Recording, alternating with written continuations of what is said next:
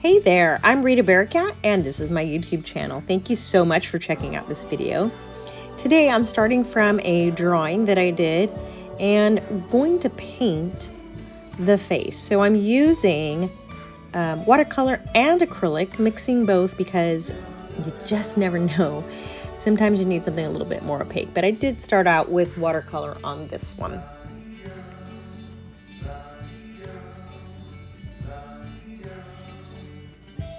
So the first thing that I'm doing is, of course, doing the shading because that's what I always do first before adding in the other details. So just a little bit of shading underneath the bangs, underneath the eyes, the chin, the neck area. I use a pencil and eraser, and if there are some weird areas that weren't perfectly right, I do change it up as I go, which is what I just did. And I love doing it with a pencil first. I don't know why, that's just my thing. But for faces, I like drawing it. And I don't worry about pencil marks on the page because I feel like it just kind of ends up blending in anyways. So this is on watercolor paper. Actually, I take that back. This is on mixed media paper. Most of the time I do it on watercolor. This time I happen to only have a mixed media pad with me on the go, and I had drawn it in there. I do prefer doing it on watercolor paper because watercolor paper is usually thicker and it doesn't get as crinkly. But if your paper ever does get crinkly, just put it under a pile of books when it's finished, when it's completely dry, and it does straighten itself out. So I'm using several colors of browns and tans for the face, for the flesh tones. Wanting to have some areas lighter and darker than others. So we're showing some highlight and some shading there. And for me, it's easier to just keep adding layers than to try to get it all perfect at once. So I'm not really worried when I get the color down the first time, because I know I'm going to add shading and highlights to it. For highlighting and shading, what you want to do is think about, where is the light going to be on this person's face? Where would the light be coming from? Because wherever the light is coming from, those areas would be lighter. And then, of course, like under the bangs or under the neck, there's naturally some shading going on. Also, as well as the nose, just to make it pop a little bit, giving some shading there as well.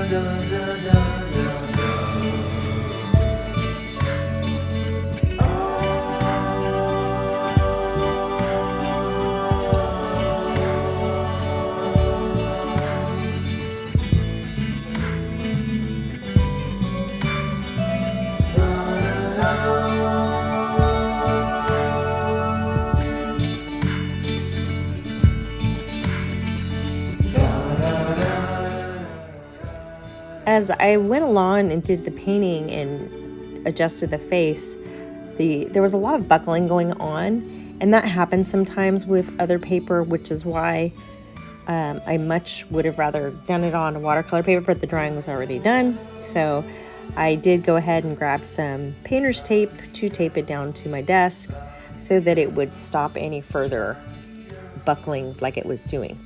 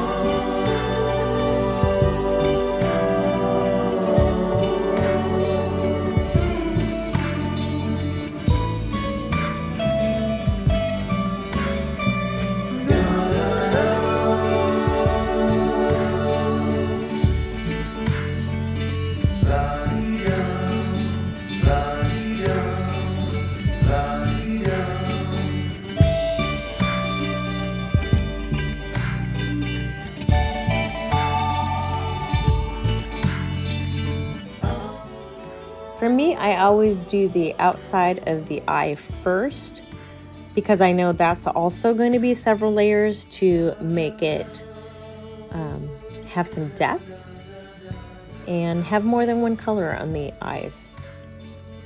And then the irises, of course, we're going to make them black so that they really pop against the color eyes. So now I'm going in and painting her hair. I'm using watercolor, so I make sure that, I have I'm doing a lot of layers, because the first time you can see like on her bangs, it looks kind of weird, kind of chunky, but not to worry because we will straighten that out by doing lots of layers.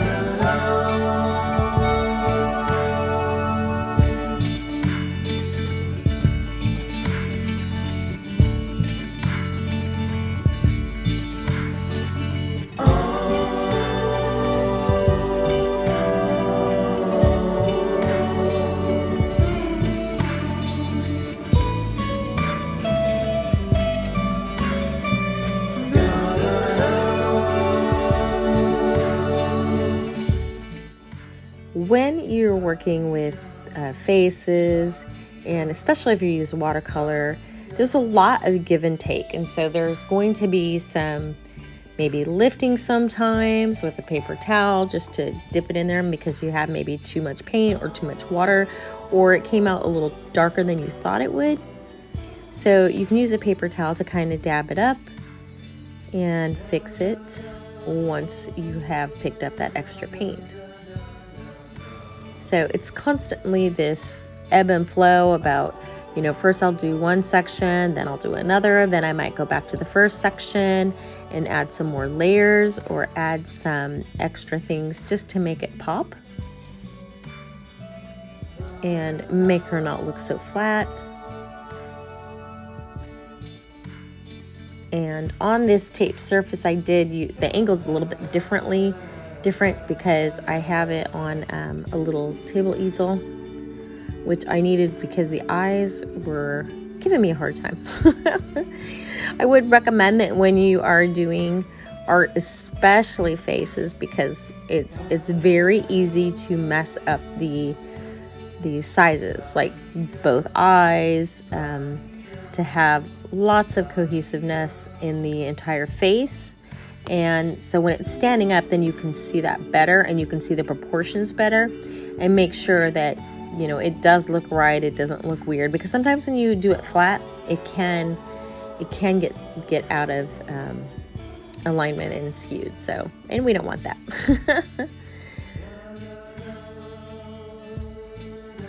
So I'm adding a little bit of blue to the white part of her eyes, just so that it doesn't look so flat in the white.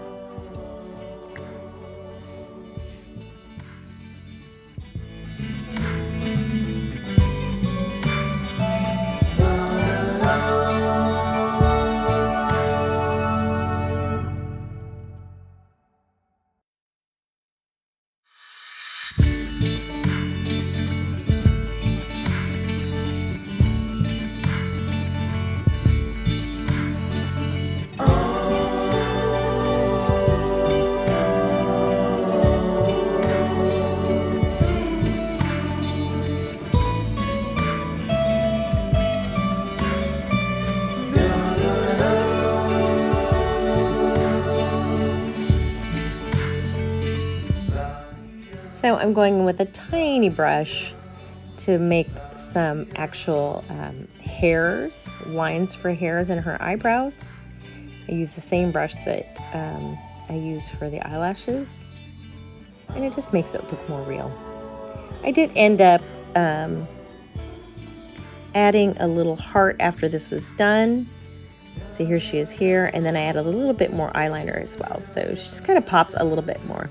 I hope you like this video, and you'll give it a thumbs up, and you will subscribe to my channel. Thank you so much for watching. I'll see you in the next video.